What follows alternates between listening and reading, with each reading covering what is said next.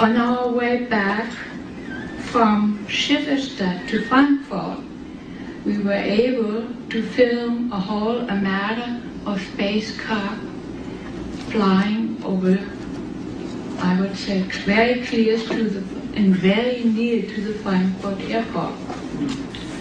This film and all of Mr. Adamski's film, we took as we returned to Washington, D.C., and my husband wrote letters to NASA, to the Pentagon, and offered them the chance to look upon the films that were available. We got invited to all of the organizations, to the Pentagon, we got invited to NASA, and during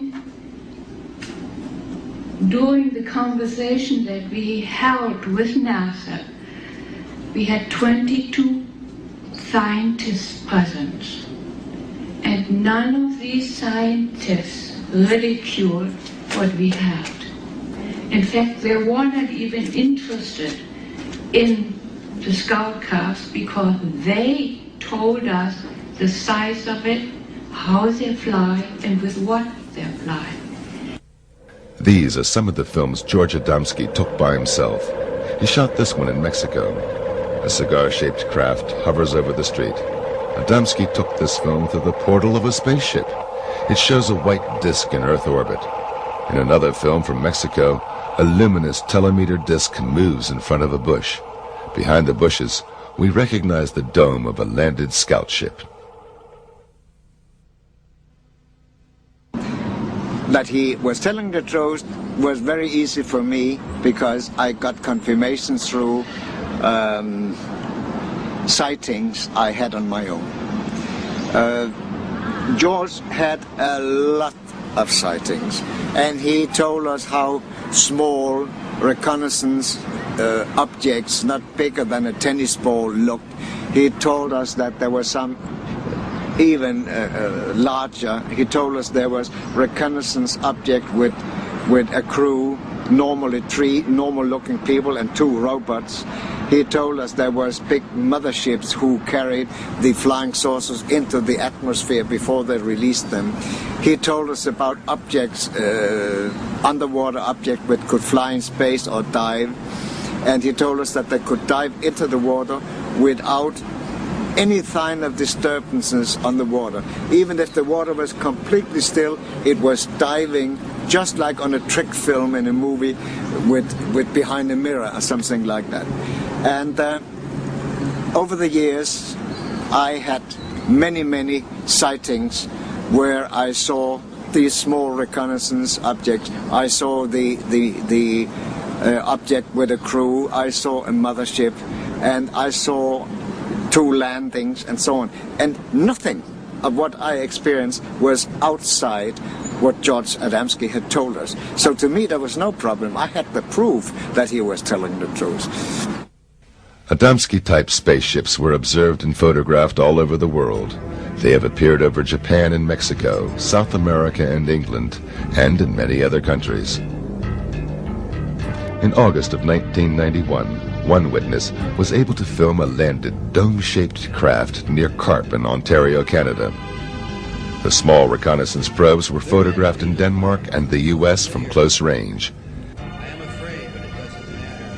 For life on Earth, strife. In the south of England, Stephen Alexander filmed a telemeter ball flying over a cornfield in 1990.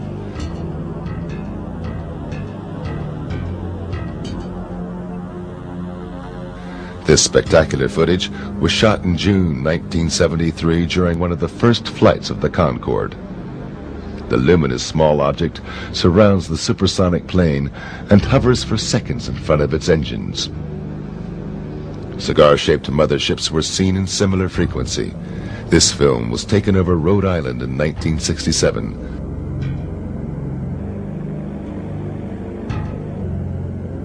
This photo was taken over Texas in the same year, or over Lake Onega in Russia in 1978.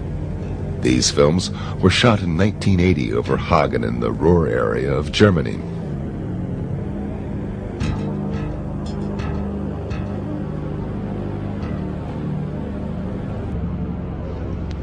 This official film of the Russian Space Agency was taken in June of 1992 by cosmonauts of the Mir space station.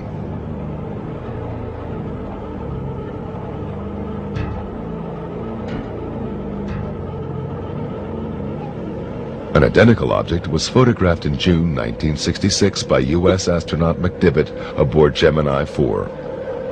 Hundreds of witnesses saw this cigar-shaped craft in April 1990 over Krasnodar in Russia.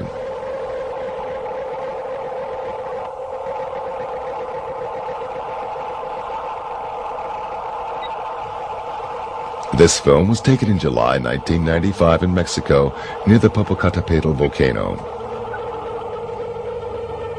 And this cigar-shaped craft was filmed by Tim Edwards of Salinas, Colorado in September 1995. Experts who analyzed the footage came to the conclusion that the object is more than half a mile long. The mothership is surrounded by small, luminous craft. Another case from the year 1954 was even investigated by the British royal family. About 2 years after Adamski, a UFO like his landed up in the Lake District, Cumberland, Lancashire, so up there on the side of Lake Coniston. And two small boys, Stephen Derbyshire and his cousin, took a little photograph, 2 photos of it.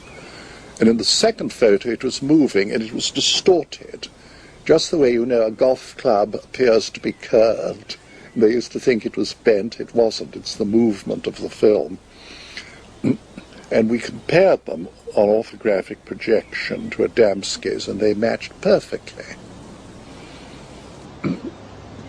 So Prince Philip actually wanted to see them, and they were sent.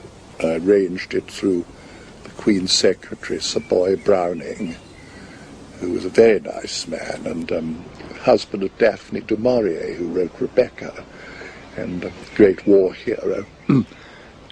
and they were taken. But the deal was no press, no inkling. And the press begged me. They even said, look, just nod and we'll give you £1,000. Well, I mean, today I suppose some arsehole would have sold the whole story, but you know, in those days a deal was a deal. So they met him and they told their story. Finally, Lord Desmond encountered a spaceman by himself when Adamski visited England. He was going to lecture in Bath, and again he was staying with us. This was an earlier visit, not the one with the Pope, it was earlier. So I took him to Paddington Station, and the sequence of events is quite interesting. It was a very grey, dull, dark day, okay? A porter took his bags. I said, get this gentleman a first-class seat. Yes, sir. So we went. So the porter chose the seat, not us. We went into this first-class carriage, with one other man sitting in it, with this marvellous silver-gold hair, beautiful blue suit, and dark Polaroids. Why wear dark Polaroids, you know, on such a dark day? Apparently they don't like our light. And he radiated, I don't know what, he just had such an aura that I was almost knocked over. And he then took off his glasses and smiled at us as much as say, hello, I brought you here. I hadn't been very well, unfortunately, and I was so sort of dismayed by this that I went out in the corridor and said, George, come here. What do you think about that chap? He said, I don't know. I said, well, I think he could be. I mean, there's something very odd about him. This orange skin, dark glasses. Anyway, I'm just making it up. So then the whistle blew and the train went. Well, I wish I'd stayed aboard, because they'd no sooner got talking than he revealed himself at the secret handshake. And he said he was working as a scientist in England, pretending to be one. At that time is 1963, when he was here, he had told us